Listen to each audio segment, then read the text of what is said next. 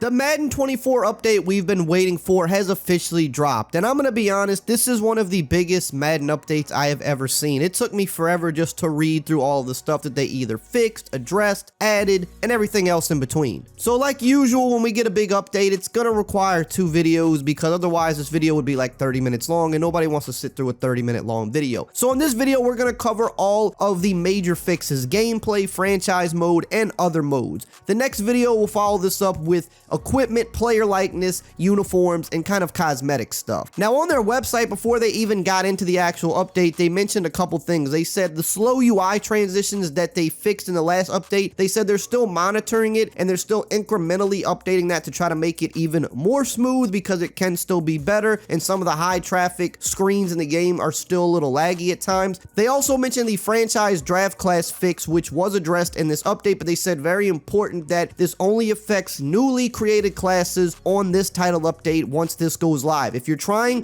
to still get this fix applied to a previously created draft class, it's not going to work. So I'm seeing a lot of people still saying that it's broken, it's not fixed. They said before the update and they said now during the update, it only applies to newly created draft classes. If you're still in a franchise mode trying to use an older created draft class before this fix was implemented, it's not going to apply to that. It's only going to apply going forward. Now let's start with the gameplay changes. So first off, they did add some new X factors and abilities to the game. They didn't add the long list that was leaked a while back, some of the stuff we thought they were going to add, but they did add a few new ones that they previewed yesterday. Derrick Henry is equipped with Angry Runs. This is an X factor that grants you extremely high chance to win your first interaction with a defender. This will include fake out attempts, truck stiff arm attempts, and breaking a tackle. So basically this is a kind of a combo of all of the running back X factors, which would be Freight Train, Wrecking Ball, and First One Free. It's kind of just all of those put into one with Derrick Henry. Travis Kelce is equipped with the third down threat ability. This grants the player an improved chance of winning contested catches on third down while in single coverage. This will only activate if the pass is within 25 yards of the line of scrimmage. Jason Kelce is equipped with Linchpin. This superstar ability causes the center to bolster the entire offensive line, allowing players to hold blocks for a longer period of time than they normally would. So this right here just makes the Eagles even better than they already were. And Micah Parsons is equipped with the new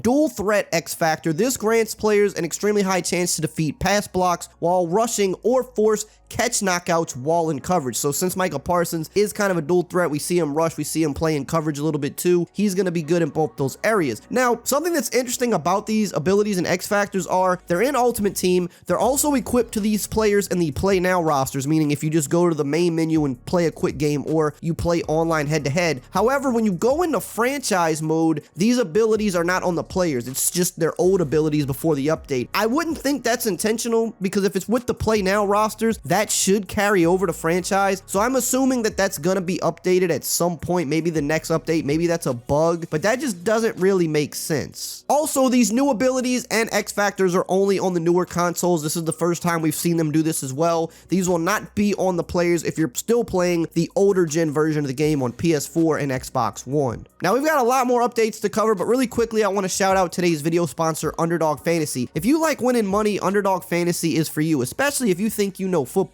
Their pick'em game allows you to pick player stats higher or lower, and if they hit, you win money. It's that easy. I like to play pick'em while I'm watching football because it makes the games a little more entertaining. It gives me something extra to root for. And the best thing about Underdog Fantasy is they give you a free play when you sign up. So they'll give you a random player to just get a single yard. So they're trying to help you out, give you an easy win. This Thursday, for example, it's Justin Fields. If you sign up after Thursday and you want to play Sunday, it'll be Tua Tagovailoa. And if you use my promo code RAY at sign up, R-A-Y, they're going to give you this special, but they're also going to match your first deposit up to $100. So you can get up to $100 free to play around with, and you can't beat that. Continuing on with the update here, they did address some stuff with catching, which you can see up on the screen here. They fixed an issue causing players to warp their feet after playing a dive catch. They fixed a rare issue preventing running backs from playing catches on swing routes when leading them upfield. I've definitely seen that a lot. They fixed a rare issue allowing defenders to use one-handed catch interceptions through the receiver's arms. They did tuning to reduce the catch success chance for pass rushers when attempting to catch an errant throw out of a sack. That's actually a good one because we don't really see pass rushers catch a lot of interceptions in the NFL, but they catch them at a high rate in Madden, so that's a good fix. They did some tuning to reduce the amount of catch tackle knockouts specifically targeted at curl routes when leading away from the defender, so we should see some more successful catches in those situations now, which is good. Defense and special teams, they did some pretty important tuning here as well. They tuned the real-time AI adjustment logic so that it will take effect when the defense is using pass coverage / sub defense personnel. This is very important. It says, after hearing your feedback and looking at online game stats, we have added additional criteria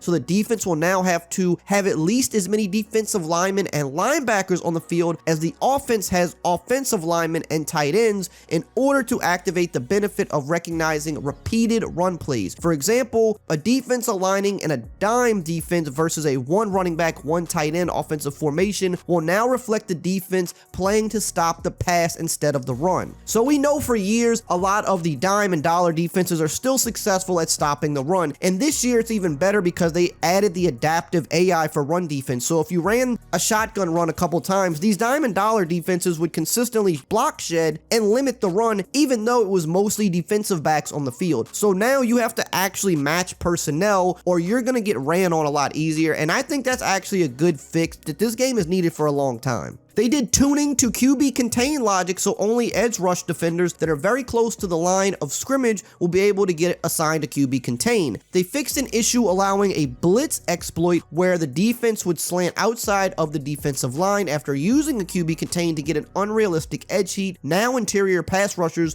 will take appropriate rush angles, understanding that the edge rushers are in contain. So basically those two things right there just mean that they have now addressed the loop blitz and we shouldn't see any more of that. They fixed an issue causing kickers to immediately walk towards the sideline after performing a squib kick. They also modified the defensive audibles logic so teams can only audible to formations with matching personnel. This is another huge one. It says here, previously users were able to audible to different defensive sets within a defensive formation, but were not looking to substitutions that were made prior to the audible. Users will no longer be able to audible to a set that puts their substituted safeties on the defensive line. Users will have the ability to audible from nickel to dime if they have substituted a linebacker with a defensive back, which they could not do before. So I believe now this also is going to probably limit people maybe from audibling from nickel 3-3 to nickel 3-3 wide with nothing but safeties. Could be wrong, but I think this does address that as well. Or it could also be addressing something else that was an exploit where people were figuring out a way to get into a 3-4 defense with having a safety in the box. So it's one of those issues they fixed there, but that is a very important one. Now let's talk about the passing game. They tuned the pitch lateral accuracy to make it more difficult to perform long distance laterals while moving the opposite direction. Users were able to create unrealistic long pitch plays using the speed option to draw the defense in, then pitch the ball to a player really far away. Now the pitch will not be as accurate when attempting to pitch such a far distance, and the facing angle of the QB will also be taken into account. So all of the option kind of glitchiness, that looks like it's out the window as well. They fixed an issue allowing Broncos QB Russell Wilson and Chiefs QB Patrick Mahomes to throw on the run with no accuracy penalty. They fixed an issue causing an inaccurate pass when rolling out and pass leading to the inside of a tight end in a flat with a perfect accuracy feedback. They also did some tuning to reduce back foot pass animations from triggering when not under pressure. Now let's talk about the blocking updates. So here up on the screen you can see they did a lot of blocking updates to kind of fix some of the meta stuff going on. They added pass block logic to address several common exploit blitzes out of 4-3 even, 6-1 Sam Will blitz, 3-4 odd pinch bug 0, dollar 3-2 cover 2 LB blitz, nickel triple Tampa 2, and nickel 3-3 Cub Mike blitz 0. So a lot of the meta blitzes probably won't work as well as they did before. They fixed a rare issue causing a defensive player to warp out of a super win pass rush animation into a post play animation. They fixed an issue preventing the right guard from having the correct blocking target on pistol tight slots PA post slot, and you can see the other ones up here on the screen. These are very specific and kind of rare ones versus certain specific plays that they addressed, but the main one is the first bullet point here. That is really the blocking update in my opinion. These other ones are just kind of some minor things that you might have saw here and there if someone ran a specific play, but none of these are like meta plays typically, so not something you probably saw too much. Now they did address pass coverage a little bit, mainly kind of fixing some issues versus certain plays, but the main one here is they addressed the following cover 4 match coverage issues, and you can see a lot of different formations and plays here on the screen. I don't know know if this fixes match coverage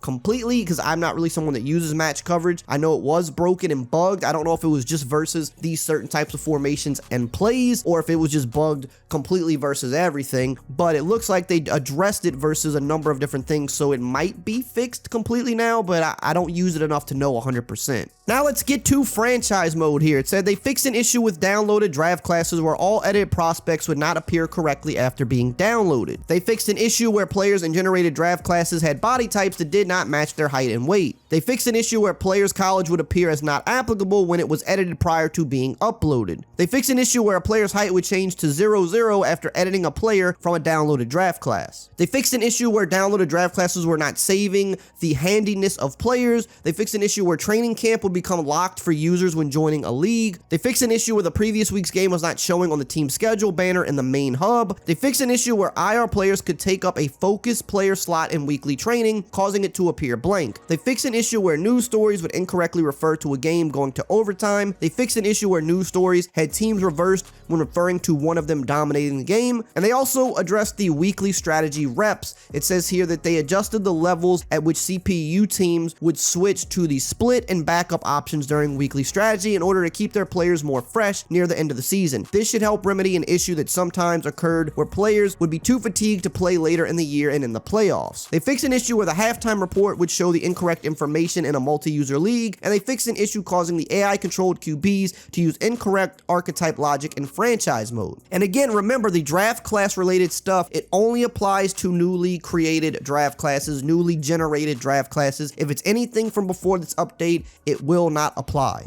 Now let's talk about Superstar mode. So typically Superstar mode, formerly known as Face of the Franchise, always has a bunch of smaller bugs every year. It's kind of something we've just grown accustomed to. So up on the screen here, you can see all of the different bullet points that they addressed with Superstar mode. Some of the bigger ones being that they added wide receiver gameplay logic for AI controlled receivers to use all available catch mechanics, aggressive possession and rack. They fixed some stuff with game day missions. They fixed progression. They fixed rewards. You can see them all up here on the screen. If you play Superstar mode, you might have run into some of these bugs. Some of them are more one-off bugs, some of them are just some little nagging things, but nothing crazy was done to the mode. No crazy overhaul, no major fix I think here was needed. Just a bunch of small things that they had to clean up with the mode. Now the video that follows this, we're going to go over face scans, player likeness, equipment, uniforms, other presentation updates, and more, so make sure to stay tuned and make sure to sign up at Underdog Fantasy. Use code RAY for your $100 deposit match.